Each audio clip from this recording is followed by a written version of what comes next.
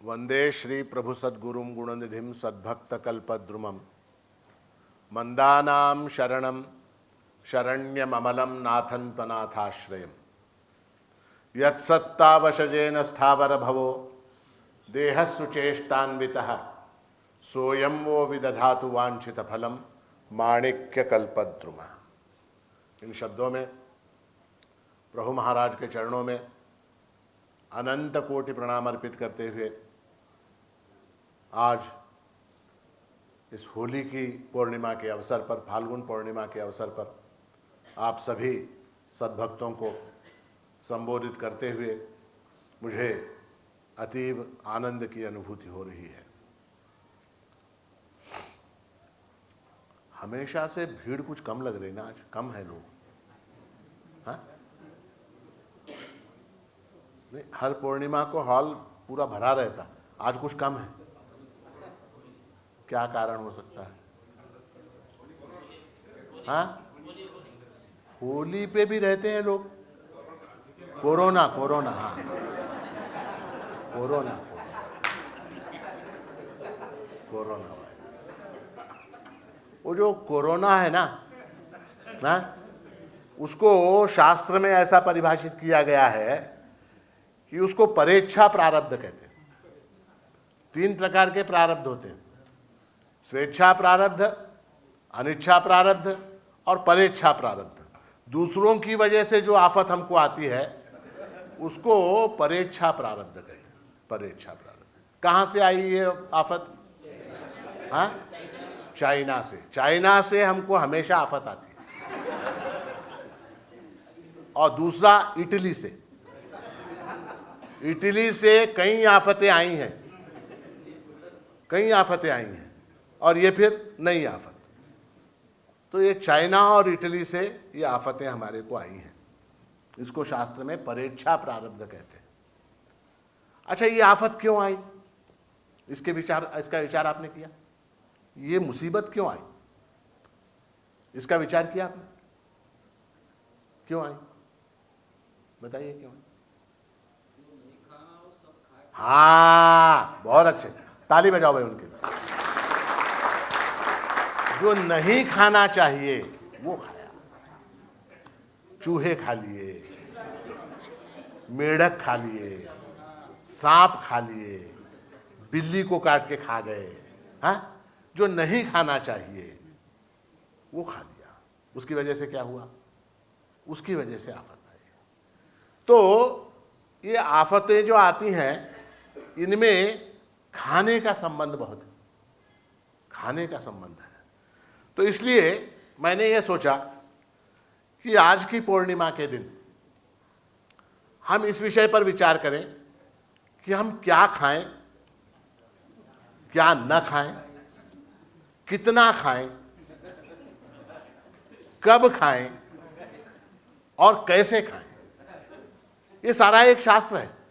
हमारे यहाँ हर चीज का जो है विधान शास्त्रों में किया गया है। सोए तो कैसे सोएं, जागे तो कैसे जागे, खाएं तो कैसे खाएं, नहाएं तो कैसे नहाएं, इन सारी चीज़ों का विचार किया गया है। तो हमारे यहाँ शास्त्र में इस विषय पर बहुत गहन चर्चा की गई है।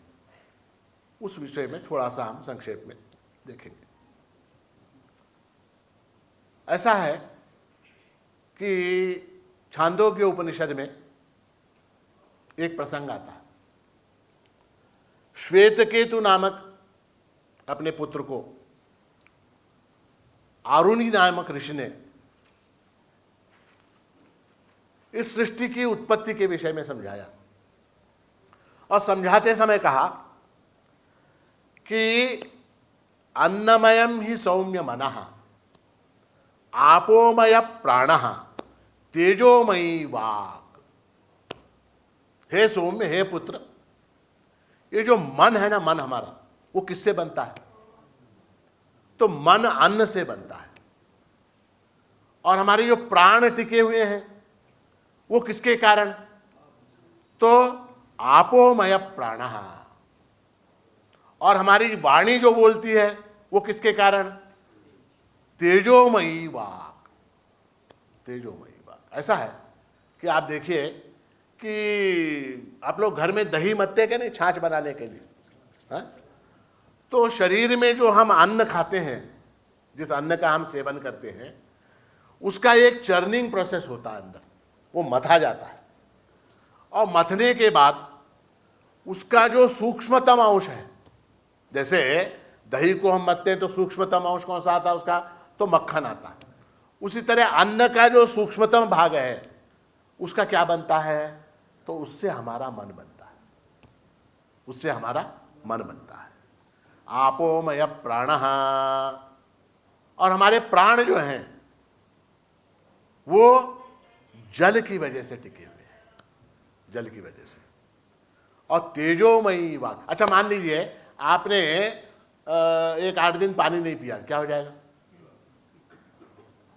क्या हो जाएगा? डॉक्टर सांगा काय होईल पाणी न पिल तर?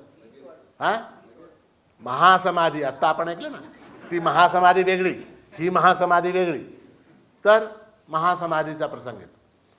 और तेजोमयी वाक, वाणी जो है वो टेम्परेचर के ऊपर निर्भर है। आपने जिसको 104-105 बुखार होता है उसकी बातें सुनी?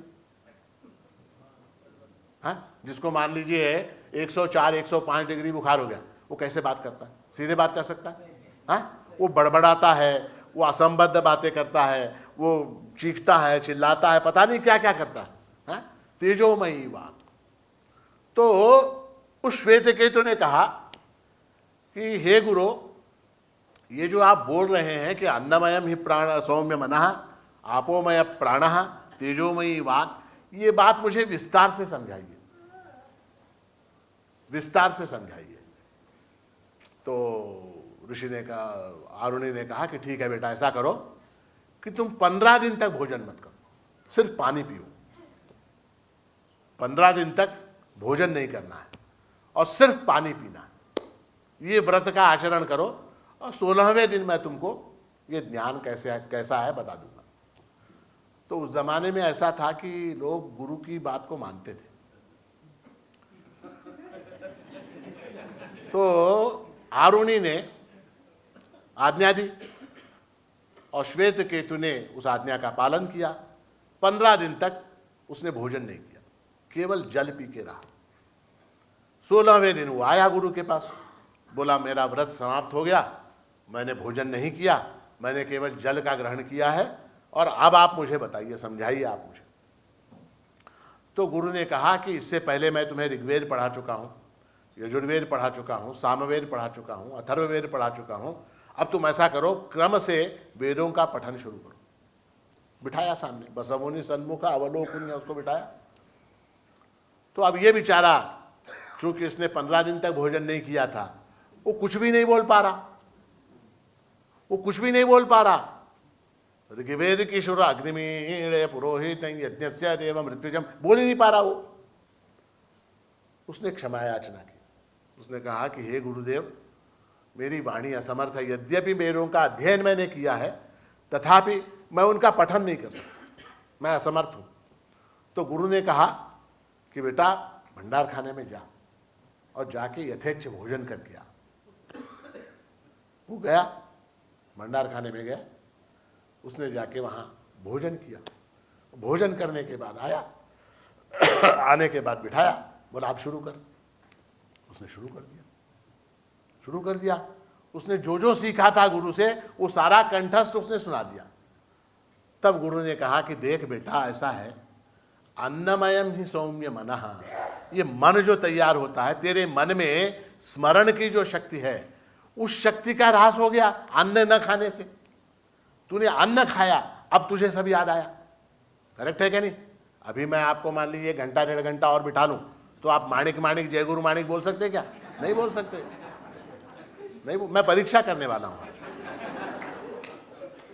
आज परीक्षा करने वाला हूं। तो अन्नमयम ही सौम्य मनः, हमारा मन जो बनता है वो जिस प्रकार के अन्न का सेवन हम करते हैं, जिस प्रकार से अन्न का सेवन हम करते हैं, जहां पर बैठकर अन्न का सेवन करते हैं, उसका हमारे मन के ऊपर बड़ा प्रभाव पड़ता है, हमारे मन के ऊपर बड़ा प्रभाव पड़ता है।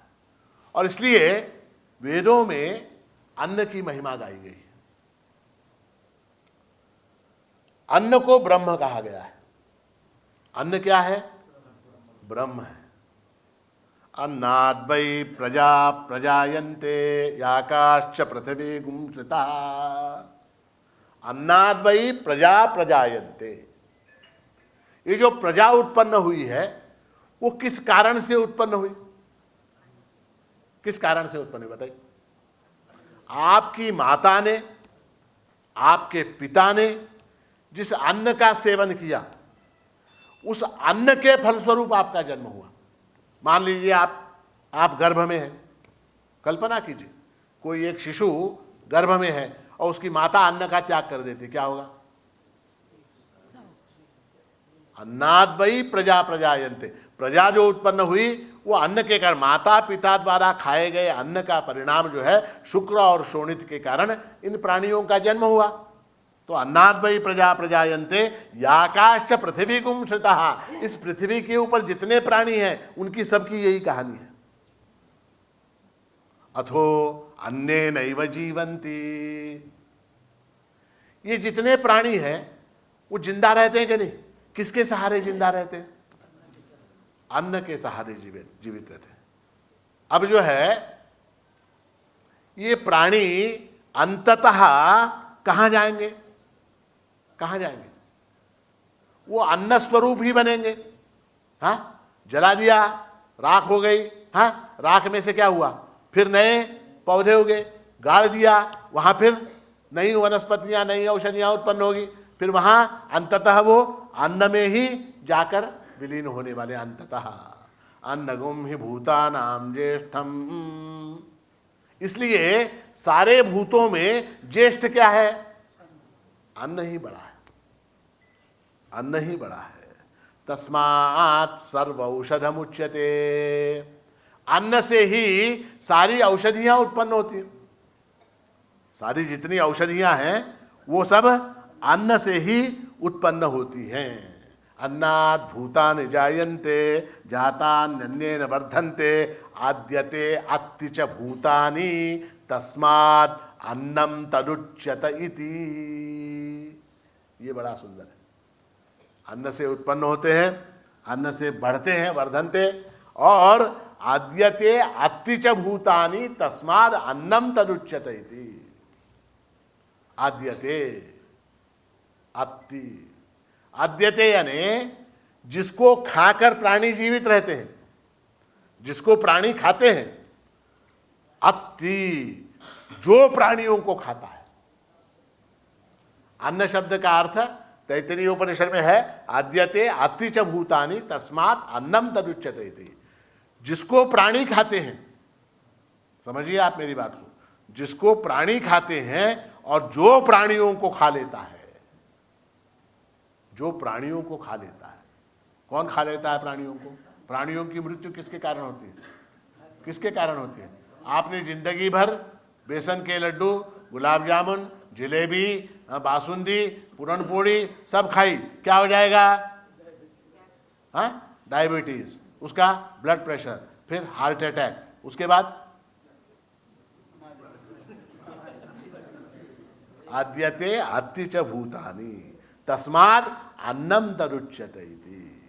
इसलिए ये अन्न जो है ये बड़े महत्व का है, और हम लोग जो हैं इस ओर ध्यान नहीं देते। अन्न के महात्म्य की ओर हम ध्यान नहीं देते। हमको ऐसा लगता है कि खाने के लिए जीना है।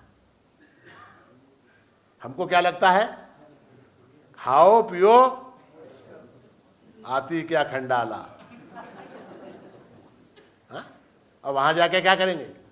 खाएंगे, पिएंगे, नाचेंगे, गाएंगे, ऐश करेंगे, और क्या? और क्या खाएंगे? हैं?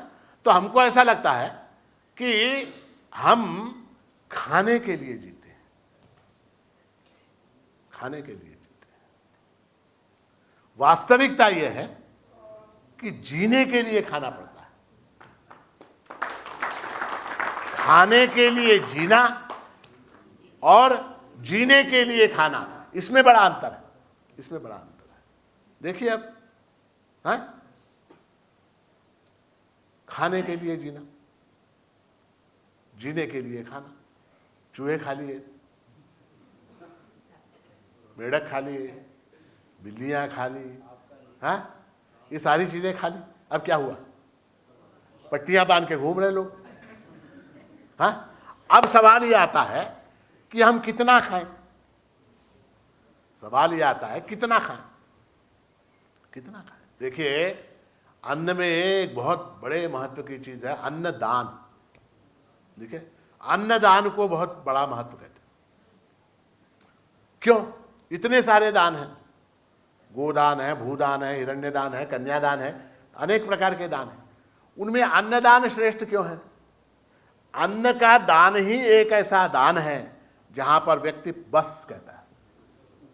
पूर्ण तृप्ति केवल अन्न में है, किसी अन्य चीज में तृप्त करने का सामर्थ्य नहीं। मान लीजिए मैं आपको सुवर्ण दान करूं, मान लीजिए, करूंगा नहीं, मान लीजिए मैं आपको सुवर्ण दान कर, जहां जितने लोग बैठे हैं सबको एक एक तोले की अंगूठी दान, ठीक है? आपका समाधान होगा क्या? महाराज जी ने 1 तोले की अंगूठी दी, दूसरी देते तो और अच्छा होता, तीसरी देते तो और अच्छा होता, है ना? अच्छा, भूमिदान, भूमिदान, आपको एक प्लॉट, सबको एक एक प्लॉट, तृप्ति हो जाएगी? तृप्ति नहीं। भूमिदान से भी अच्छा, गोदान, 1 गाय, वो बोलेगा 2 गाय चाहिए, 3 गाय चाहिए, 4 गाय चाहिए। तो किसी भी चीज में धन है, मैं आपको सबको 1000 रुपए दूं, तृप्ति होगी क्या आपकी? आप बस बोलेंगे क्या? नहीं बोलेंगे। अच्छा, आपको बिठा के भंडार खाने में भोजन कराएंगे, ठीक है? और आज पता नहीं क्या बना है, क्या बना है,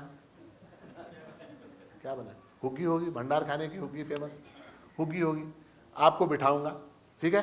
पत्तल के ऊपर हुग्गी डालूंगा, हाँ, 1 कटोरी आपने खा ली, फिर दूसरी डालूंगा, वो भी आप खा लेंगे, तीसरी डालूंगा, आप बोलेंगे बस।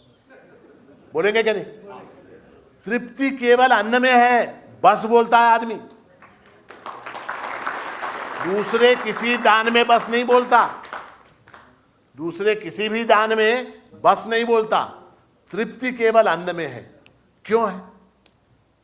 अन्न में तृप्ति क्यों है? क्योंकि अन्न जो है वो साक्षात परमात्मा का स्वरूप है, उसी में तृप्ति है, उसी में तृप्ति है। तो अब तृप्ति है तो हम अन्न कितना खाएं, ये सवाल है, कितना खाएं? हाँ, तो उस विषय में भी हमारे शास्त्रों में बहुत विचार किया गया है। गीता के 6 अध्याय में भगवान कहते हैं, नात्यश्नतस्तु योगोस्ति न चैकांतम अनश्नतः न चाति स्वप्नशीलस्य जागृतो नैव चार्जुन। 6 अध्याय में भगवान कहते हैं योग किसका सिद्ध होता, योग जो है वो सफल किसका होता है? तो न अति अश्नतस्तु, अति खाने वाले का योग सिद्ध नहीं होता, ज्यादा खाने वाले का योग सिद्ध नहीं होता। क्यों नहीं होता? ज्यादा खाने वाले का योग सिद्ध क्यों नहीं होता? निद्रा, प्रमाद, आलस्य, अजीर्ण, ये सारी चीजें होती, फिर उसका ध्यान में मन नहीं लगता उसका। अच्छा, न चैकांतम अनश्नतः, कम खाने वाले का, न खाने वाले का, बिल्कुल भी न खाए। अगर मान लीजिए कोई आदमी उपास बिल्कुल नहीं खाना, उसका ध्यान लगेगा क्या? हाँ, हम एक काम करेंगे, आज एक्सपेरिमेंट करेंगे इसका, शाम तक आपको भोजन नहीं देंगे और तब तक माणिक माणिक जय गुरु माणिक करना, कर सकते हैं क्या? चैकांतम मनस्ततः, न खाने वाले का भी योग सिद्ध नहीं होता, बहुत ज्यादा खाने वाले का भी योग सिद्ध नहीं होता, और न खाने वाले का भी योग सिद्ध नहीं होता। आप देखें, आपने कभी उपवास किया? उपवास, हाँ, माड़ेरी, शिवरात्रि, एकादशी, वो उपवास के दिन जरा बाजार में जाके देखिए, उपवास जिस दिन आप करते हैं उस दिन ऐसे घूम के आइए बाजार में, आपकी नजर कहाँ पड़ेगी? सबसे पहले पानी पूरी की मंडी के ऊपर, फिर फल की दुकान के ऊपर, फिर वो मिठाई की दुकान के ऊपर, अयंगार बेकरी, बॉम्बे बेकरी, जहां जहां लिखा होता वो सारी दुकानें अपने आप दिखने लग जाती। दिखती है कि नहीं दिखती? हाँ, तो न खाने वाले का भी योग सिद्ध नहीं होता और ज्यादा खाने वाले का भी नहीं होता। फिर कितना खाएं? फिर कितना खाएं? कहा गया है अत्याशनात् अतिपानात् यच्च उग्रात् प्रतिग्रहात् तन्मे वरुणो राजा पाणिना ही अवमर्शतु। ये 3 पाप बताए गए। अति अशनात्, अति खाने से, अति पानात्, अति पीने से, और उग्रात् प्रतिग्रहात्, 3 चीजें। देखिए ऐसा है, अति अशन यानी क्या? अति खाना यानी क्या? अति खाने का अर्थशास्त्र में ऐसा है, पंचमहायज्ञ किए बगैर खाना। पंचमहायज्ञ किए बगैर खाना। अब पंचमहायज्ञ कौन से? तो हमारे यहां कहा गया है ब्रह्मयज्ञ, देवयज्ञ, पितृयज्ञ, मनुष्य यज्ञ, भूत यज्ञ। ये 5 यज्ञ। यज्ञ यानी कोई यज्ञ वेदी बना के यज्ञ करने की बात नहीं हो रही। तो देवयज्ञ, देवयज्ञ ने क्या? जो भी अन्न हमको परमात्मा की कृपा से प्राप्त हुआ है वो परमात्मा को समर्पित किए बगैर खाना, ये पाप।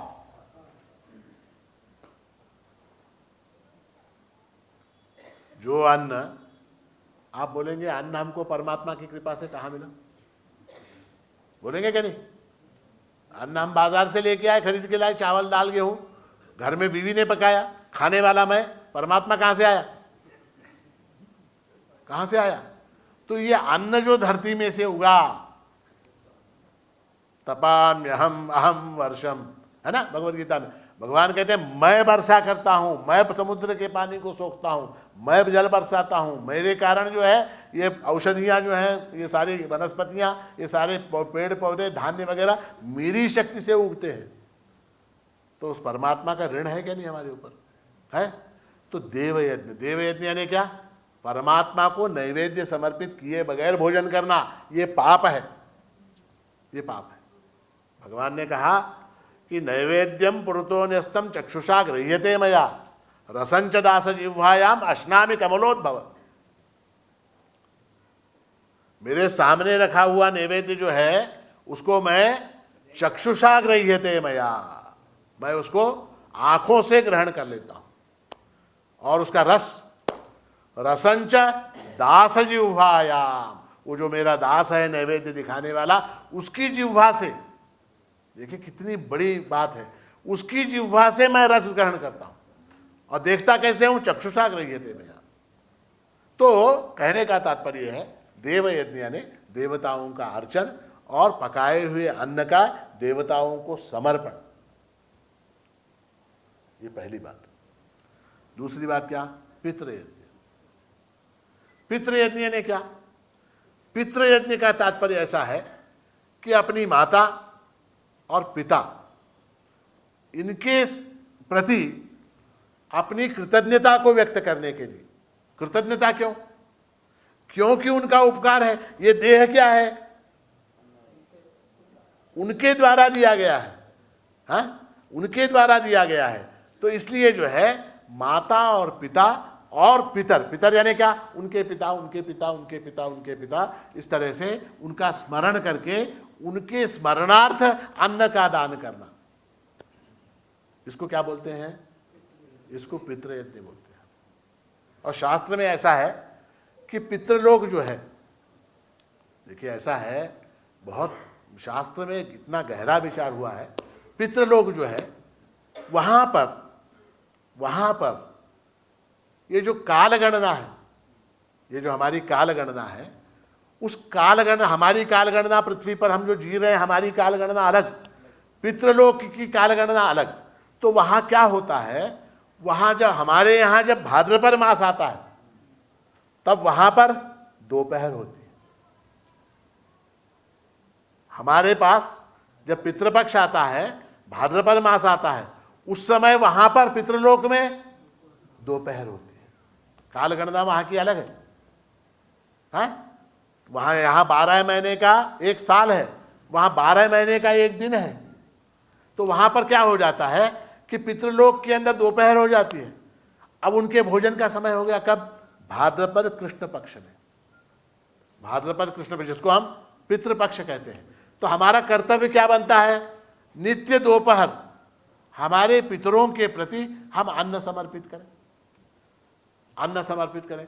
ये जो रैशनलिस्ट लोग हैं ना, लेफ्टिस्ट लोग वगैरह, जो धर्म को वगैरह नहीं मानते, वो क्या बोलते हैं, यहां पर लोगों को अन्न खिलाने से वहां कैसे पहुंचेगा?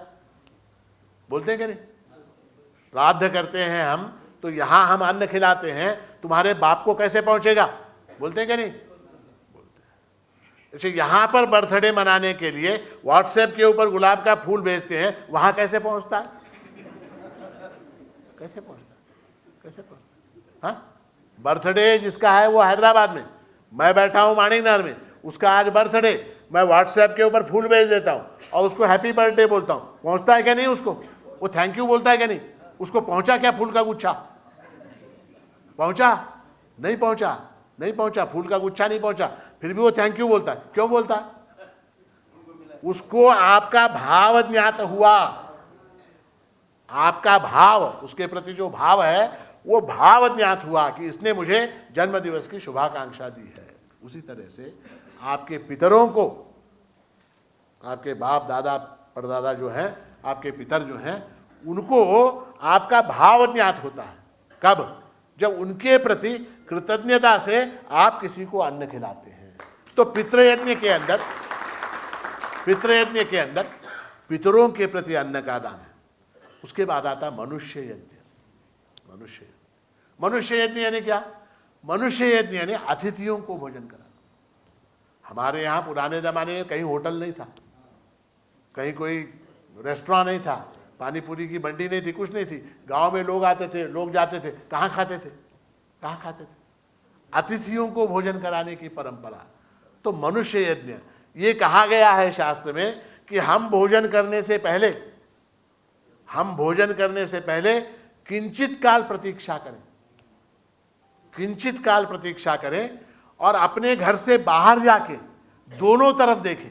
शास्त्र में विधान है, अपने घर से, दरवाजे से बाहर जाके इस तरफ और उस तरफ देखें, यहाँ इस घर में, पड़ोसी के घर में कोई भूखा तो नहीं है, इस घर में कोई भूखा तो नहीं है। ये देखने के बाद हम भोजन करें। वो क्यों? ऐसा करने से क्या होगा? ऐसा करने से प्रत्येक व्यक्ति अगर अपने पड़ोसी भूखा है क्या नहीं ये देखेगा तो क्या हो जाएगा बताइए? कोई भी भूखा नहीं रहेगा, कोई भी भूखा नहीं रहेगा। उसको मनुष्य यज्ञ कहा गया है। और उसके बाद भूत यज्ञ है।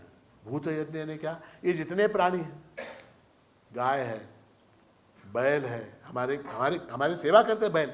हाँ, बैल के बगैर हमारा काम नहीं चलता, गाय के बगैर हमारा काम नहीं चलता, भैंस के बगैर हमारा काम नहीं चलता, रखवाली करने वाला कुत्ता है घर में, पेड़ है, पौधे हैं, इनको खिलाना है।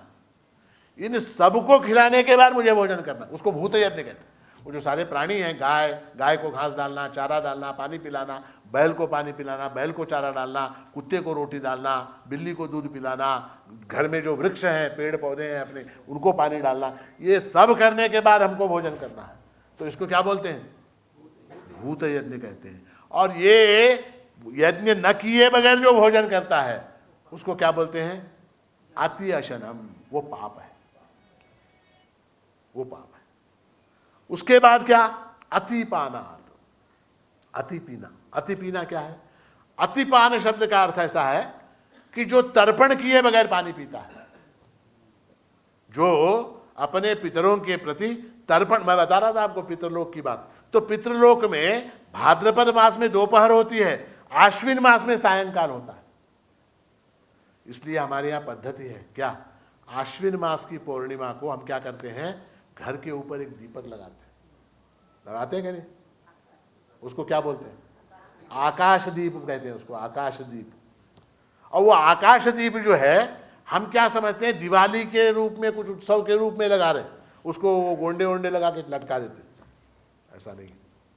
वो जो दीप है वो पितरों के लिए है, अब क्या हो गई, अब उनके यहाँ सायंकाल हो गया, तो कृतज्ञता अर्पित करने के लिए ये दीप जो है मैं आपके प्रीत्यर्थ जला रहा हूँ। आश्विन मास में जो दीप हम जलाते हैं लकड़ी के ऊपर लगा के, आकाश दीवा कहते हैं, आकाश दीप, वो आकाश दीप जो है पितरों के लिए है, क्योंकि आश्विन मास में, हमारे यहाँ जो आश्विन मास होता है पितरों का सायंकाल होता है, वो अलग बात है। यहाँ अतिपान की बात कर रहे हैं। अतिपान यानी क्या, अतिपान यानी तर्पण किए बगैर जल पीना, ये पाप है। और उग्र प्रतिग्रहणम, ये तीसरा पाप है, उग्र प्रतिग्रहण। उग्र प्रतिग्रहणम यानी क्या, अशास्त्रीय आचरण करने वाले के घर का अन्न सेवन करना। जो धर्म के मार्ग पर नहीं चलता, जो धर्म के मार्ग पर नहीं चलता, उसके यहां का अन्न सेवन करना, ये तीसरा पाप है। तो ये जो तीन पाप हैं, अत्याशनात्, अतिपानात्, यच्च उग्रात् प्रतिग्रहात्, तन्मे वरुणो राजा पाणिनाह्य अवमर्शतु, पाणिनाहि अवमर्शतु। तो वहां वरुण से प्रार्थना, वरुण कौन है, जल का देवता है, उससे प्रार्थना है कि हे भगवान ये तीनों पाप आप मेरे क्षमा कर दीजिए। तो कितना खाएं, न अति खाएं न बिल्कुल न खाएं। अब भोजन करने की जो विधि है उसमें भी बड़ा शास्त्रीय विवेचन हुआ है। कहा गया है कि पूरयेत अशने अर्धम, पूरयेत अशने अर्धम, तृतीये उदकेन तु वायुसंचारणार्थाय चतुर्थम अवशेषयेत। तो मान लीजिए ये हमारा पेट है, ठीक है। अब इस पेट के 4 भाग करने, 4 भाग करने यानी चाकू लेके काटना नहीं है, 4 भाग कल्पना करने हैं। ये पेट है हमारा, इस पेट के 4 भाग करने हैं। पूरयेत अशने अर्धम, आधे पेट को अन्न से भरना है। अर्धम अशने पूरयेत, आधे पेट को अन्न से भरना है। आधा हो गया, 25%, 25%, 50% भर गया। तृतीय उदके न तू, और एक 25% जो हिस्सा बचा, तीसरा हिस्सा, हाँ, उसको क्या करें, उसमें क्या करें, उदके न, पानी से उसको भरें। हो गया, आधा पेट भोजन करें, 1/4 को पानी से भरें। अब बचा कितना, 25% बचा, हाँ। वायु संचारणार्थाय चतुर्थम अवशेषयेत, उसके जो है वायु को संचार करने के लिए जगह चाहिए कि नहीं, वो अन्न पचना चाहिए कि नहीं, वहां मूवमेंट होनी चाहिए कि नहीं, है। तो वायु के संचार के लिए 1/4 को खाली छोड़ें। वायु संचारणार्थाय चतुर्थम अवशेषयेत, चौथा हिस्सा जो है उसको अवशेष, उसको खाली रखो। इतना खाना चाहिए, इतना खाना चाहिए। हमारी आदत क्या है कि बैठ गए तो फिर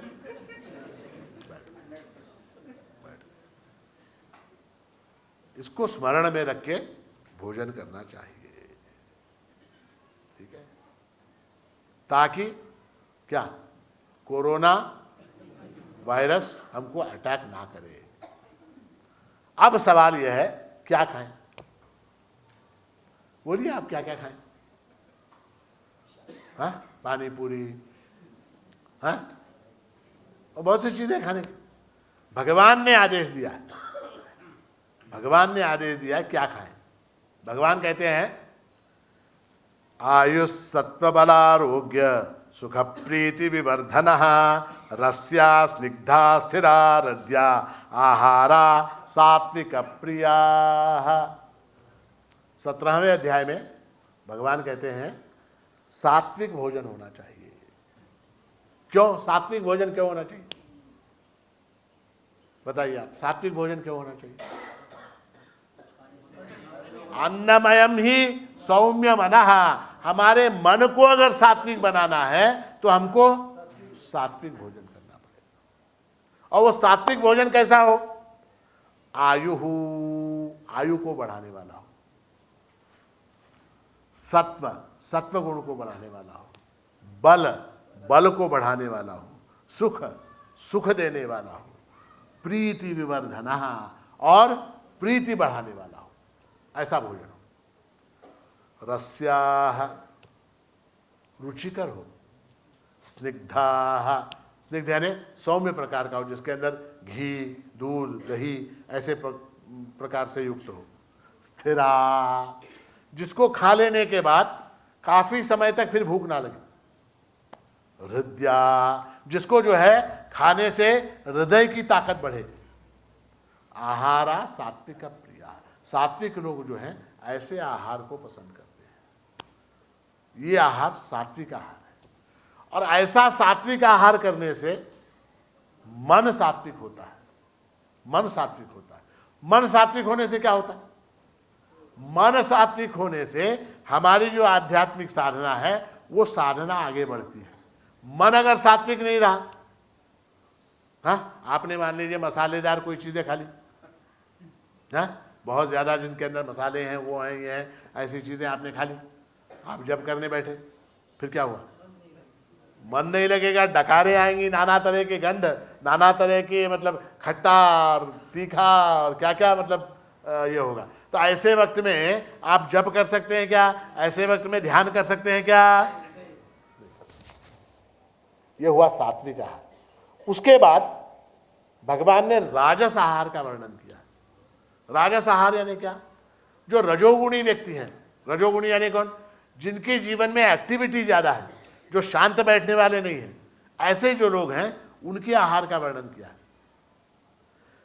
कट्वम ललवणात्युष्ण तीक्ष्ण रुक्ष विदाहिनः आहारा राजसस्येष्टा दुख शोकामय प्रदाः। कटु, कटु, कटु यानी कड़वी चीजें, कड़वी चीजें। अम्ल, अम्ल यानी खट्टी चीजें। लवण, लवण यानी जिसके अंदर बहुत ज्यादा नमक हो, ऐसी चीजें। उष्ण, उष्ण यानी बहुत तीखी चीजें। तीक्ष्ण, जो कंठ को, उदर को चुभने वाली हैं, ऐसी चीजें। विदाहिनः, और विशेष रूप से दाह उत्पन्न करने वाली चीजें। आहारा राजसस्येष्टा, राजस लोगों को ऐसा आहार इष्ट होता है। और उसका फल क्या? दुख शोकामय प्रदाः, दुख शोक रोग। उसका फल क्या है? दुख है, शोक है, रोग है। ये राजस आहार है। और अंत में भगवान ने तामस आहार का वर्णन किया। तामस आहार यानी क्या? यात यामम गत रसम पूति पर्यूषितं च यत उच्छिष्टमपि चामेध्यम भोजनम तामस प्रियम। गीता के 17वें अध्याय में 7वें, 8वें, 9वें और 10वें श्लोक में आहार का वर्णन भगवान ने किया है। तो भगवान कहते हैं यात यामम। यात यामम यानी कैसा? जो अधपका हुआ है, पूरी तरह से, अच्छी तरह से पका हुआ नहीं है। गतरसम, गतरस यानी क्या? गतरस यानी क्या? जिसके अंदर से पौष्टिक तत्व जो है वो सूख गए हैं। पूति, पूति यानी सड़ा हुआ। पर्युषितम, पर्युषितम यानी क्या? बासी, कल का, परसों का। हमारे यहाँ आदत हो गई अब फ्रिज में रखना। आप जितना भी फ्रिज में रखो उसको, वो क्या हो जाएगा? वो बासी ही होगा। मुझे ताज्जुब होता है, लोग जो हैं पहले जमाने में सुबह शाम 2 बार खाना पकाते थे, घर में पकाते थे कि नहीं? हाँ, अब आप जाइए बेंगलुरु में, हैदराबाद में, मुंबई में, शाम को कोई खाना पकाता ही नहीं। क्या करते हैं? दोपहर में पका हुआ फ्रिज में रखा रहता। यात यामम गतरसम पूति पर्यूषितं च यत, ऐसा अन्न फ्रिज में रखा हुआ होता, हाँ, और वो शाम को फिर गर्म करके खा लेते। इसको भगवान ने तामस कहा है। तामस कहा है। उच्चिष्टम अमेध्यम, अमेध्यम यानी क्या? जो नहीं खाना चाहिए, ऐसा जो नहीं खाना चाहिए, ऐसा अन्न। उच्छिष्टम, झूठा, झूठा।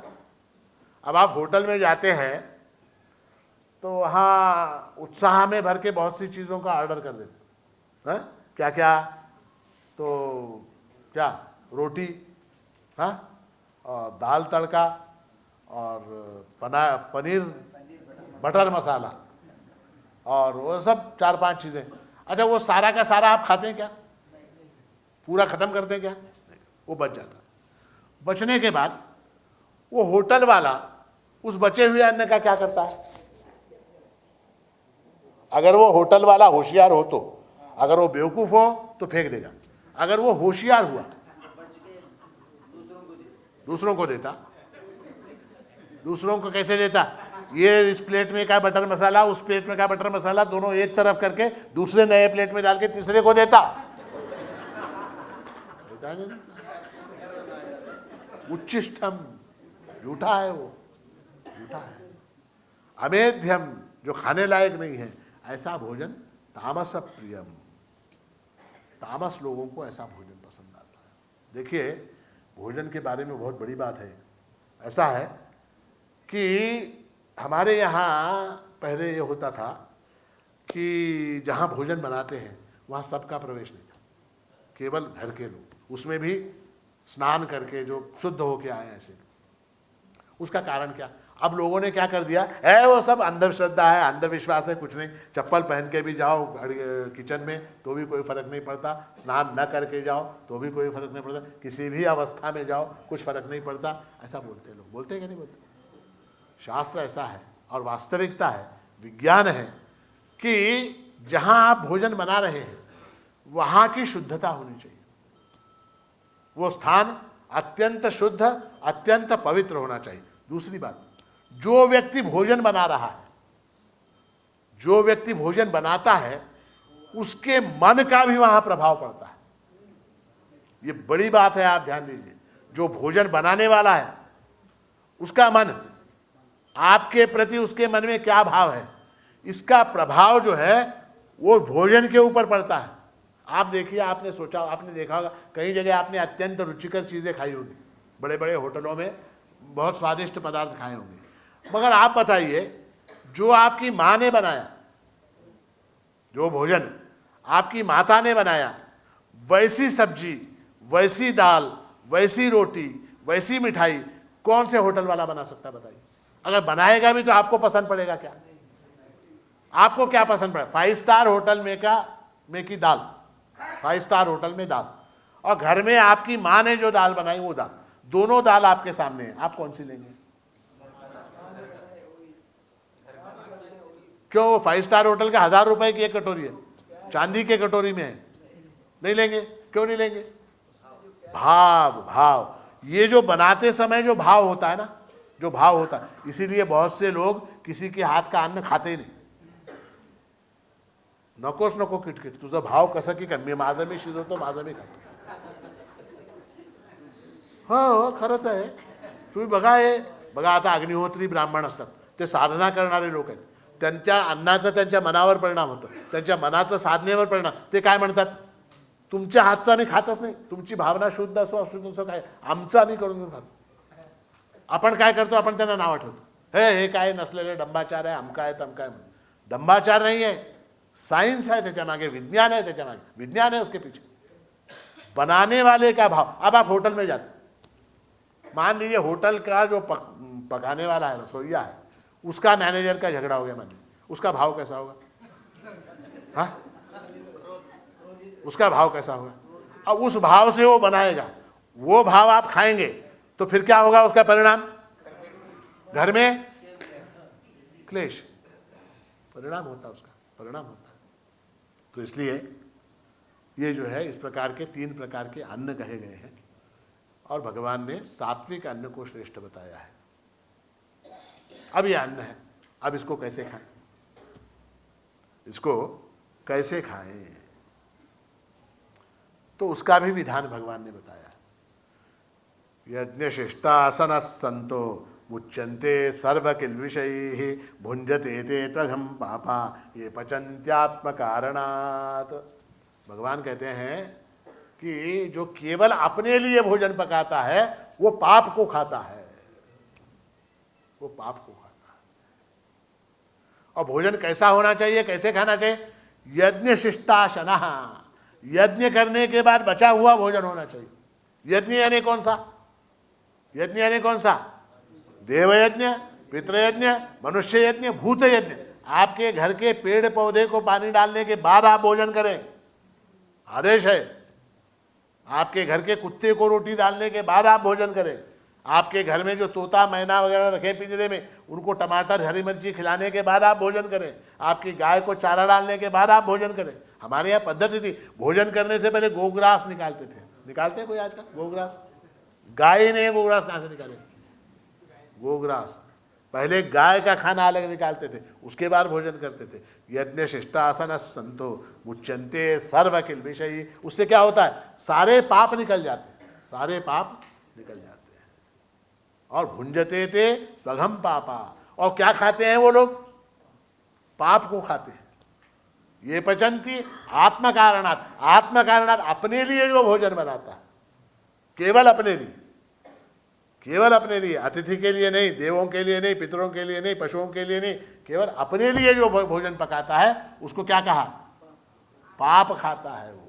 और एक स्थान पे उसे पहले भगवान ने कहा तैर्दत्तान अप्रदायेभ्यो भुंक्ते तेन एव सहा। जिन देवताओं की कृपा से हमको ये सारा मिला, इष्टान भोगान यो देवा दास्यन्ते यज्ञ भाविता तैर्दत्तान अप्रदानेभ्यो यो भुंक्ते तेन एव सहा। और देवताओं की कृपा से, परमात्मा की कृपा से जो मिला हमको, वो न बांटते हुए खाना। ऐसा जो खाता है तेन एव सहा, वो चोर है। ऐसा कहा, चोर है, चोर है। चोर क्यों है? देखिए, हमने प्रकृति से क्या क्या लिया? हमने प्रकृति से क्या क्या लिया? हमने प्रकृति से जल लिया, हमने प्रकृति से ऑक्सीजन लिया, हमने प्रकृति से लकड़ी ली, दरवाजे खिड़कियां बनाई, हमने प्रकृति से ईंट लिए, पत्थर लिए, मकान बनाया, हमने प्रकृति से क्या सारी चीजें ली, कपड़े लिए, कपास से कपड़े लिए, हाँ, सारी चीजें हमको प्रकृति से मिली।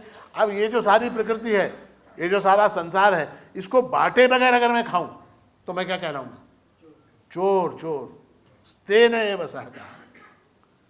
और सबसे बड़ी बात भगवान ने ये कही कि भोजन करते समय तुम्हें इस बात का स्मरण रहे कि तुम किसको खिला रहे हो, तुम किसको खिला रहे हो।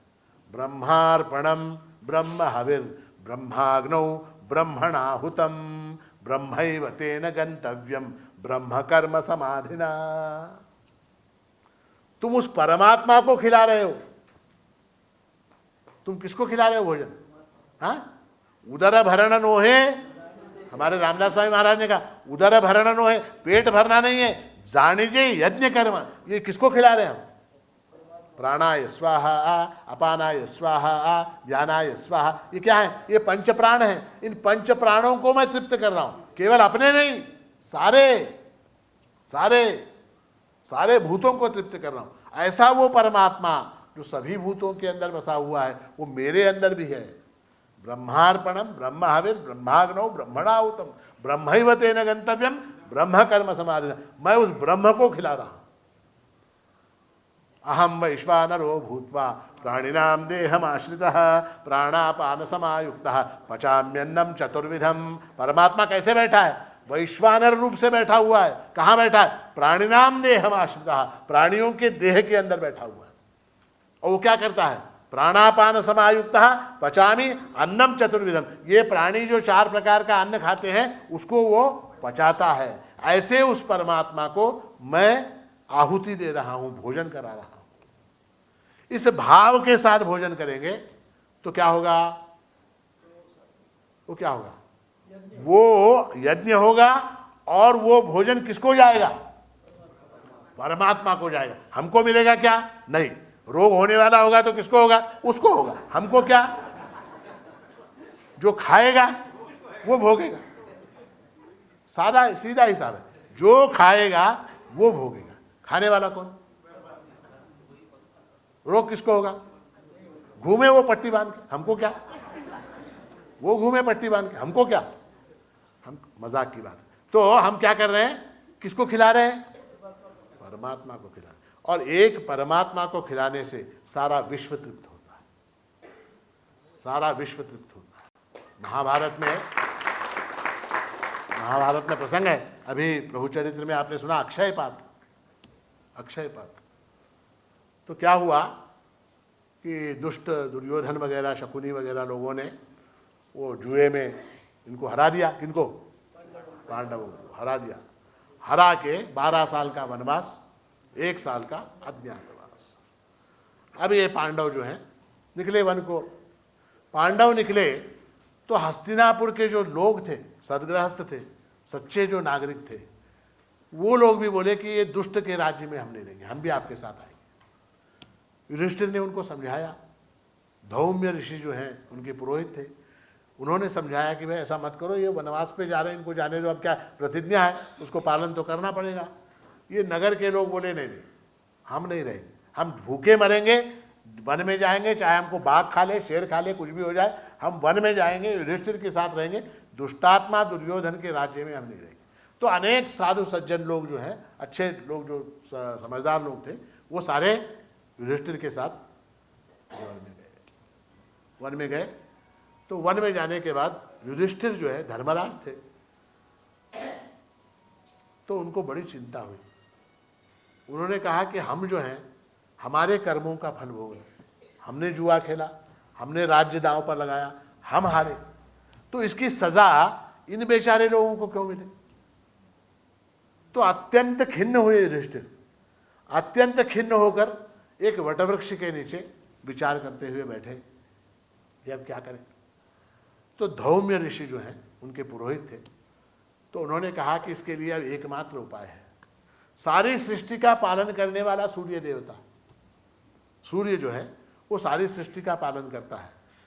हे राजन, तुम ऐसा करो कि तुम सूर्य की प्रार्थना करो, और भगवान सूर्य नारायण की कृपा से कुछ वरदान प्राप्त हुआ तो इन लोगों की कुछ व्यवस्था हो जाएगी। तदनुसार दूसरे दिन सुबह युधिष्ठिर ने गंगा में स्नान किया, सूर्य भगवान की प्रार्थना की, और सूर्य भगवान की प्रार्थना युधिष्ठिर ने सच्चे हृदय से की। सूर्य भगवान प्रकट हुए, तो युधिष्ठिर से कहा कि वर मांगो। अब युधिष्ठिर क्या मांग सकते थे? बोलिए, वर क्या मांग सकते थे? ये बोल सकते थे दुर्योधन को नष्ट करो, मांग सकते थे? हाँ, भोला आदमी यार, मैं उसकी जगह होता तो पता नहीं क्या क्या मांगता। हाँ, दुर्योधन को नष्ट करो, हमारा राज्य हमको दिला दो, बोल सकते थे क्या नहीं? हाँ, हमको हस्तिनापुर वापस लेके, कुछ भी बोल सकते थे। पागल आदमी। उसने कहा मेरे साथ ये जो ऋषि मुनि वगैरह ये लोग आए, इनके अन्न की व्यवस्था करो। किससे कहा? सूर्य नारायण से कहा, सूर्य नारायण से। तो सूर्य नारायण भी बोले ठीक है, तथास्तु। उन्होंने एक तांबे का पात्र, एक तांबे का बर्तन इतना सा, तो तांबे का पात्र युधिष्ठिर को दिया और कहा कि इसके अंदर तुम कुछ भी पकाओ, जो इच्छा हो, जिलेबी जिलेबी रेडी, पानी पूरी रेडी, मैगी,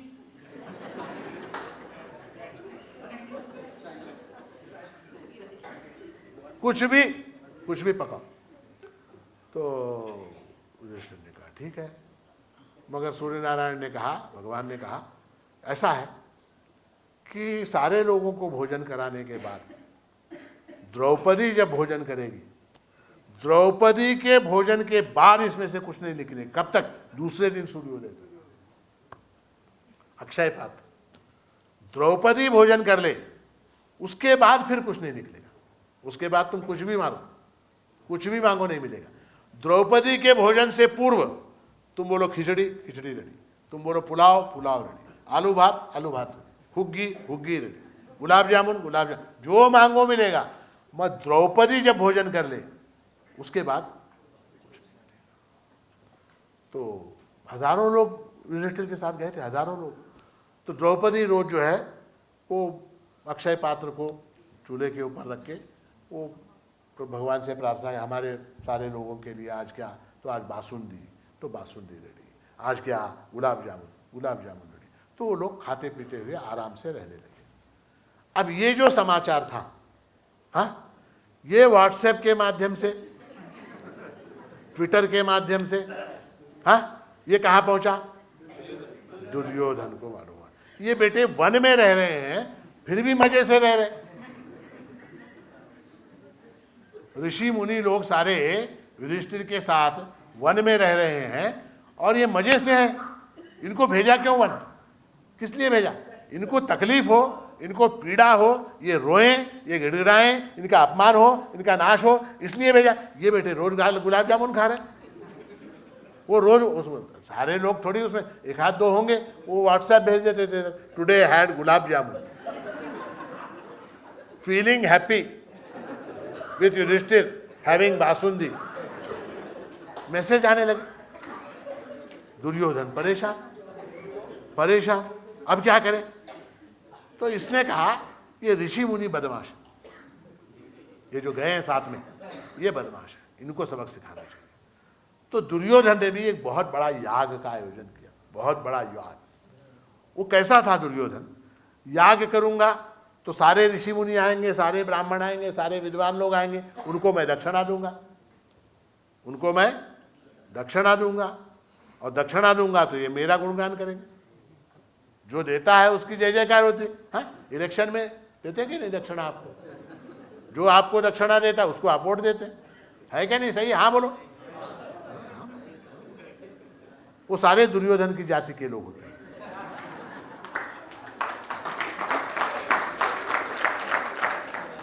तो दुर्योधन ने याग किया, बड़े बड़े ऋषि मुनि आए, उसमें दुर्वासा मुनि आए, दुर्वासा मुनि। अब वो दुर्वासा मुनि आपको मालूम है अत्यंत क्रोधी, बहुत बड़े क्रोधी, वो दुर्वासा मुनि आ गए। अब दुर्योधन को लगा कि ये आ गए, इनका अपन फायदा उठा। उसने क्या किया? दुर्वासा को चीफ गेस्ट बना दिया। चीफ गेस्ट बना के उसकी सेवा, इतनी सेवा, इतनी सेवा, इतने यज्ञ समाप्त हुआ, दुर्वासा हिले नहीं। अतिथि गृह में मार्तंड विलास में उनको ठहरा के उनकी सेवा कर रहा। दुर्योधन रोज जाके हाथ पांव दबा रहा। तो एक दिन दुर्वासा प्रसन्न हो गए, बोले मांग बेटा, क्या मांगता? तूने बहुत सेवा की मेरी, तू क्या मांगता है? तो दुर्योधन ने कहा कि महाराज ऐसा है, आपने हमारे ऊपर तो कृपा की, वो जंगल में हमारे 5 भाई हैं, उनके ऊपर भी आप कुछ कृपा करें।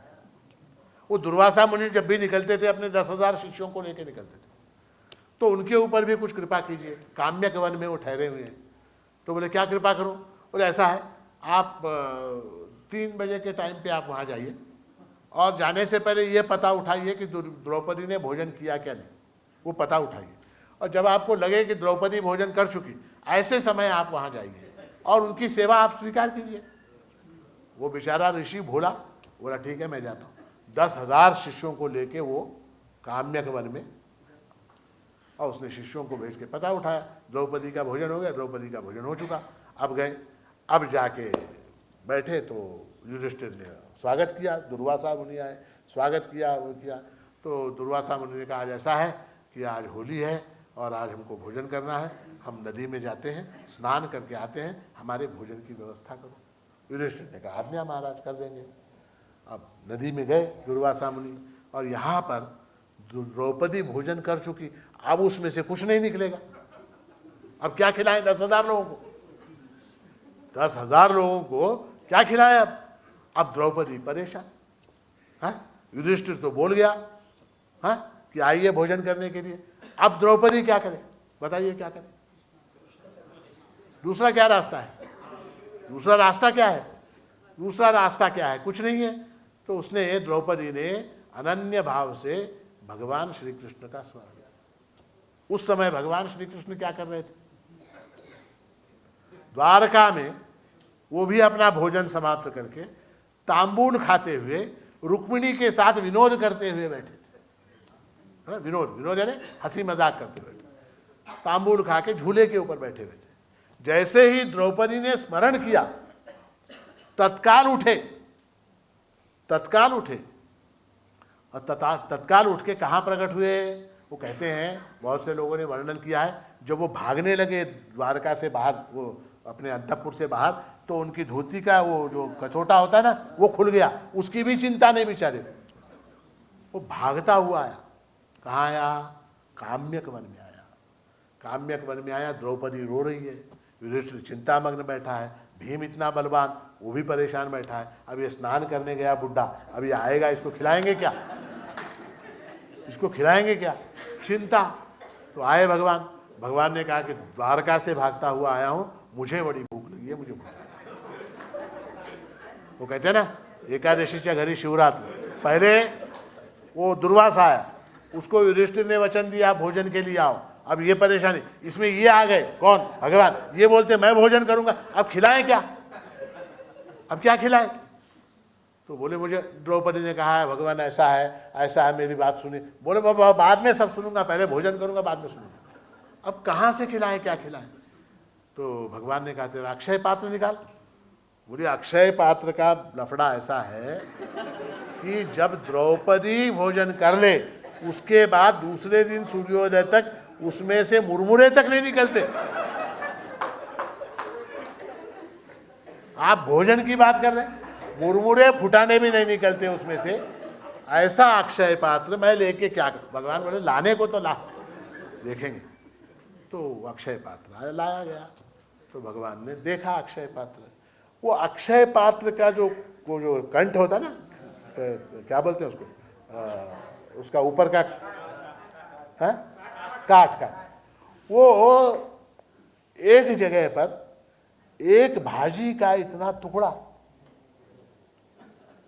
उस दिन मुद्दा भाजी बनाई होगी, तो पालक मेथी का कोई टुकड़ा जो है वो वहां पर अटक गया था वो काट के अंदर, और वो द्रौपदी ने धोया नहीं था ठीक से, वो उतना बच गया। भगवान बोले तूने पात्र धोया नहीं ठीक से, यहाँ इतना है, मैं खा लेता हूँ, मैं खा लेता हूँ। और उन्होंने वो उतना सा पत्ता मेथी का या साग का जो भी था वो खाया, और खाने के बाद तृप्ति की डकार दी, तृप्त हो गए भगवान, तृप्त हो गए, और कहा मेरे तृप्त होने से सारा ब्रह्मांड तृप्त होता है। बोले अब जाओ, सहदेव से कहा, सबसे छोटा, उससे कहा जाओ उनका स्नान वगैरह हो गया हो तो बुला के लाओ।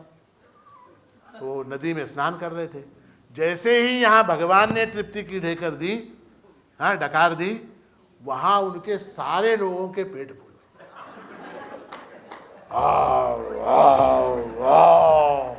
कौन, दुर्वासा ऋषि, उनके शिष्य। सहदेव गए, बोले महाराज आपको भोजन के लिए, बोला इंतजार हो रहा भोजन के लिए। बोले नहीं, वो युधिष्ठिर महाराज जो है पत्तल वगैरह बिछा के आपका इंतजार कर रहे हैं, चलिए बोल भेड़प्पा भेड़ना। तो सहदेव सबको पैर पड़ के बुलाने लगा, आइए भोजन के लिए आइए। तो उनमें से कुछ उस किनारे भाग गए, कोई उधर भाग गए, कोई इधर भाग गए। ऋषि लोग भागने लगे, भोजन के लिए गए, इतने तृप्त, आकंठ तृप्त बोलते ना, अगर थोड़ा सा भी धक्का लगे तो मुंह में से बाहर आ, इतने तृप्त हो गए, इतने तृप्त हो गए, इतने तृप्त, और भाग गए। अब दुर्वासा को लगा कि मैंने युधिष्ठिर से कहा भोजन के लिए आऊंगा, अब मैं नहीं गया तो मुसीबत, गया तो मुसीबत। तो दुर्वासा ने कहा सहदेव से कि भैया युधिष्ठिर से कहो क्षमा याचना करते हैं, हम लोग सब आकंठ तृप्त हैं, हम आज भोजन नहीं कर सकते, आज भोजन नहीं कर सकते। और सारे ऋषि जो हैं वो इधर उधर भाग गए। सहदेव वापस आया, सहदेव ने वापस आके कहा कि ऋषि लोग तो भाग गए, भोजन के लिए आने को तैयार नहीं है। भगवान मुस्कुराने लगे, भगवान जो है मुस्कुराने लगे। क्यों मुस्कुराने लगे? इसलिए मुस्कुराने लगे क्योंकि एक परब्रह्म परमात्मा को तृप्त करने से सारी चराचर सृष्टि तृप्त होती है, सारी चराचर सृष्टि तृप्त होती है। और ये भोजन करते समय ये भाव होना चाहिए कि मैं किसको खिला रहा हूं, मेरे अंदर बैठा हुआ जो परमात्मा है उसको खिला रहा हूं। मैं खा रहा हूं ये भाव नहीं होना चाहिए। अहम करोमि इति वृथाभिमानः, मैं खा रहा हूं ये भाव जो है रोग का कारण है। ये कोरोना वायरस बुलाने की बात है। मैं खा रहा हूं ये कोरोना वायरस की बात है। मैं नहीं खा रहा, मैं खिला रहा हूं। किसको? कि मैं परमात्मा को खिला रहा हूं। और परमात्मा को अर्पण किए बगैर खाना ये महापाप है। हम लोग होटल में जाते हैं कि नहीं? हो बने क्या करते हैं वहां, क्या पद्धति है?